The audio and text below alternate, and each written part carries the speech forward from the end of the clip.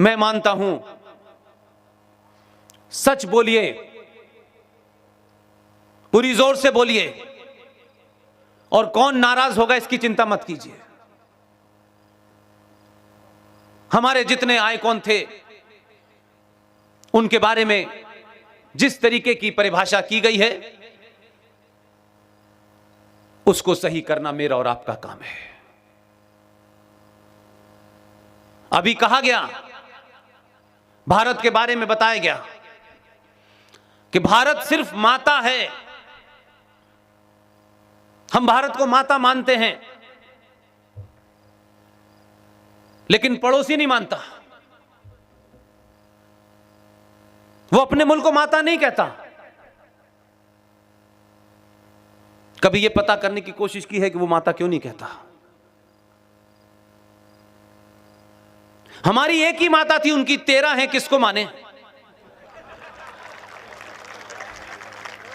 इसलिए पिताजी को मानते हैं। वो उनका संकट दूसरा है, उसमें कोई बदलाव नहीं है। फिर 13 में से कौन सी वाली को माने?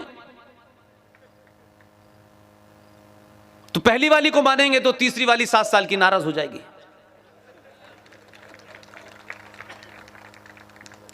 मेरा सिर्फ आप सबसे निवेदन है कि जो चुनौतियां हैं उसको सीधे तौर पर समाज को कन्फ्रंट करना पड़ेगा।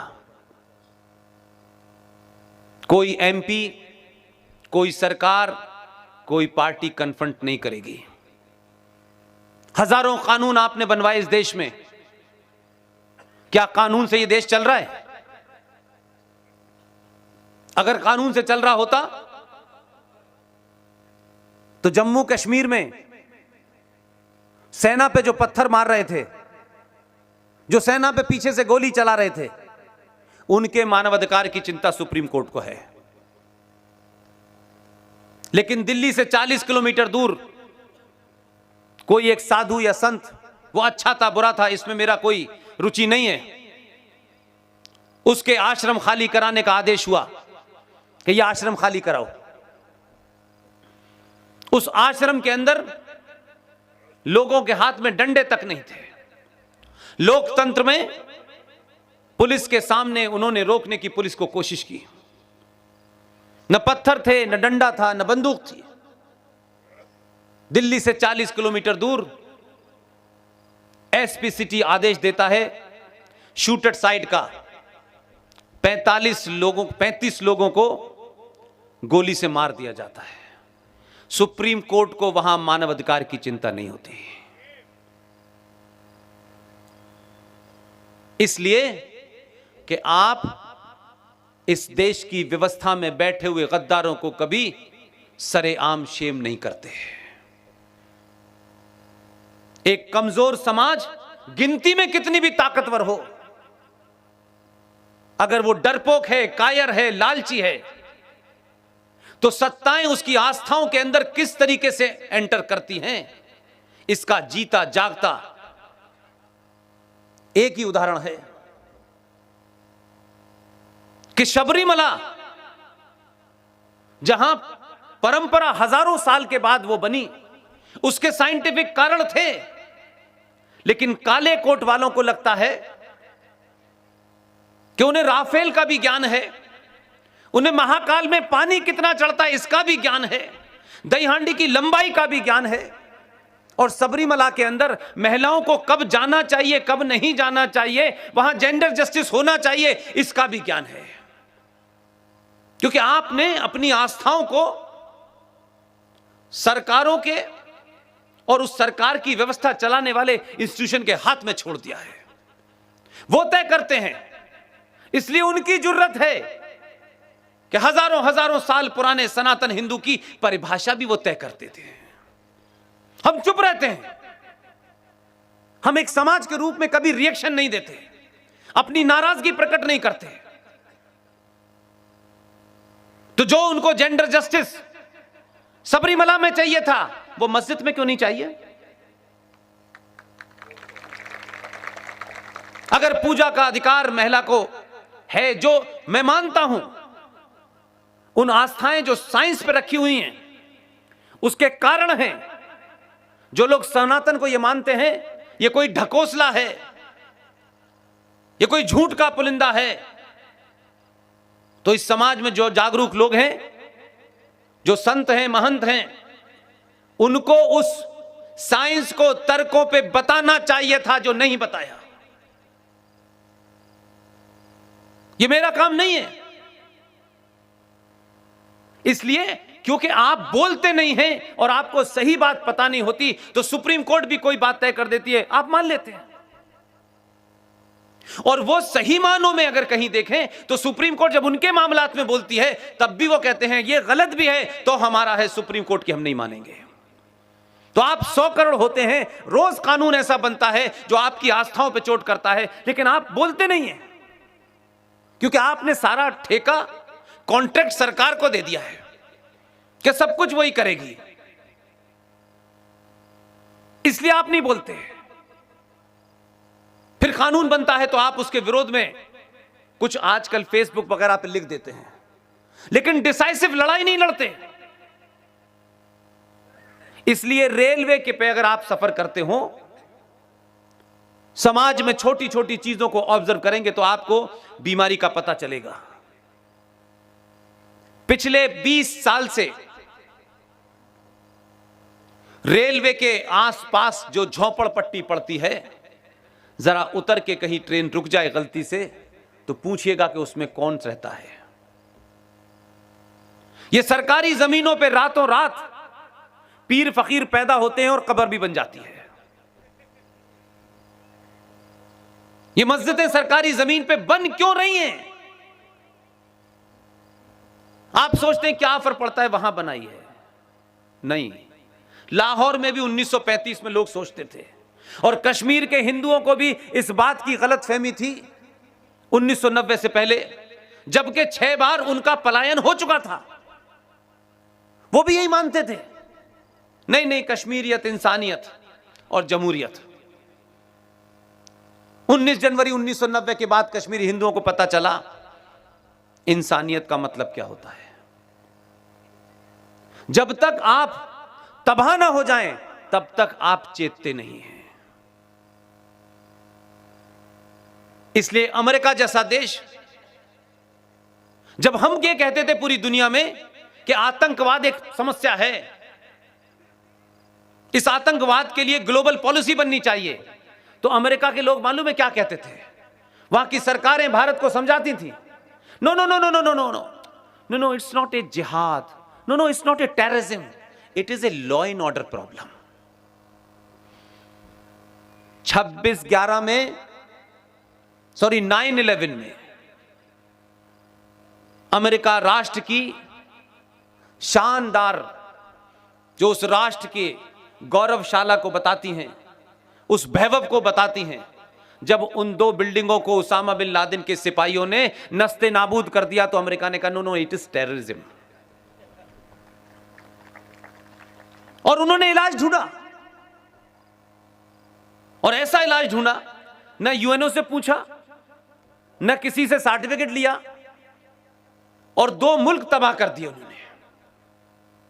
उसके बरखिलाफ हजारों हमले होने के बाद उस वक्त की सरकार की जो चेयरपर्सन थी, उसकी देखरेख में पूरी रणनीति बनाई गई। उस रणनीति के तहत ये जो 26/11 हुआ है, जिसे आप बार बार कहते हैं कि पाकिस्तान ने किया, पाकिस्तान ने किया, ठीक है, सरकार का एक मौक़िफ़ है, स्टैंड है, लेकिन 26/11 के उस पूरे हमले में भारत सरकार का एक मंत्री शामिल था।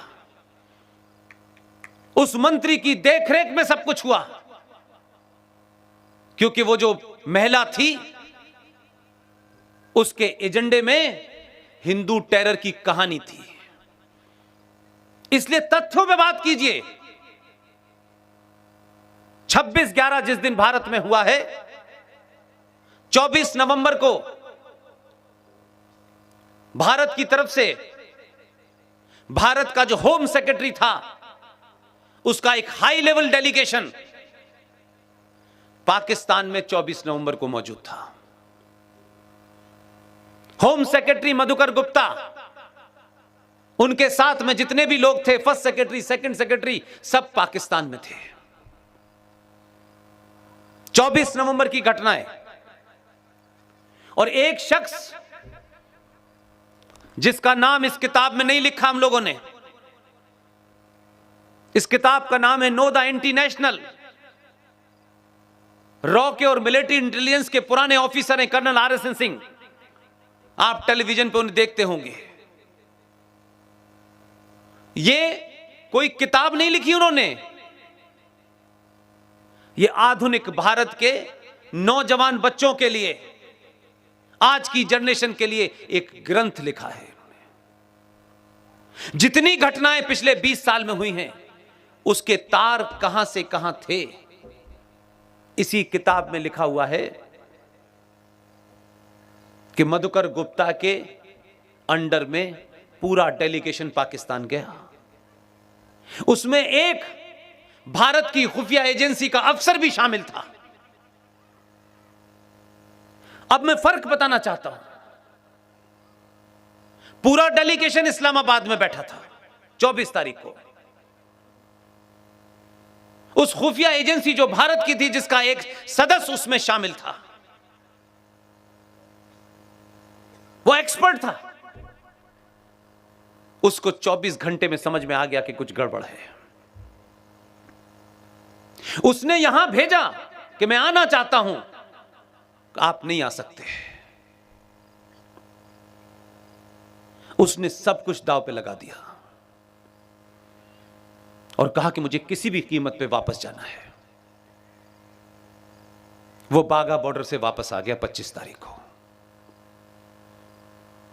उस पूरे डेलीगेशन को पाकिस्तान सरकार ने कहा कि आप यहां आए हैं, थोड़ा सा हमारे मुल्क में बहुत खूबसूरत हिल स्टेशन है, उसका भी जरा लुत्फ लीजिए। इस्लामाबाद से 32 किलोमीटर ऊपर एक पहाड़ी है जिसे मरी कहते हैं, बहुत अच्छा हिल स्टेशन है। पूरा डेलीगेशन हमारा उस मरी हिल स्टेशन पे 26 तारीख को बैठा हुआ था। उनको पता था कि वहां से कोई कम्युनिकेशन नहीं हो सकता,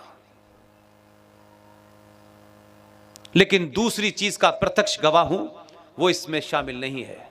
उनका नया एडिशन आएगा, उसमें शामिल होगा। 26 तारीख को जिस वक्त मुंबई में गेटवे ऑफ इंडिया के माध्यम से वो जो आतंकवादी आए थे, जिसको आपने टेलीविजन पे लाइव देखा, उसी समय पाकिस्तान का विदेश मंत्री दिल्ली में महिलाओं के प्रेस क्लब में बैठा था।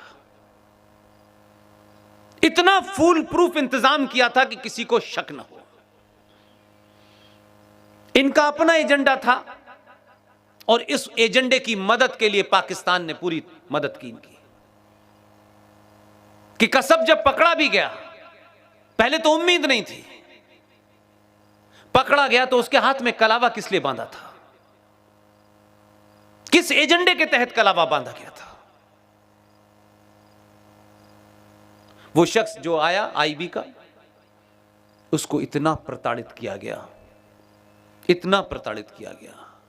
इसलिए मैं कहता हूं कि सत्ताएं, व्यवस्थाएं, ये पुलिस, ये नौकरी सिर्फ घर रोटी पानी चलाने के लिए तो हो सकती है। अगर आपने उसका इंतजाम कर लिया है तो उसके लिए अपने जमीर को मत बेचिए।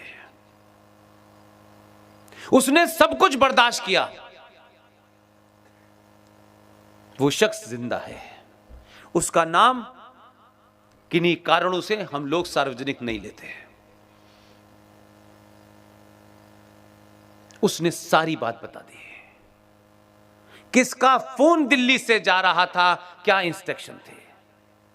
उसको जाने नहीं दिया घर, जब वो 25 तारीख को बाघा बॉर्डर से दिल्ली, अब घर नहीं जाने दिया उसको। जब सब कुछ हो गया, उसके बाद पता चला कि इसको सारा राज पता है, उसको टॉर्चर किया।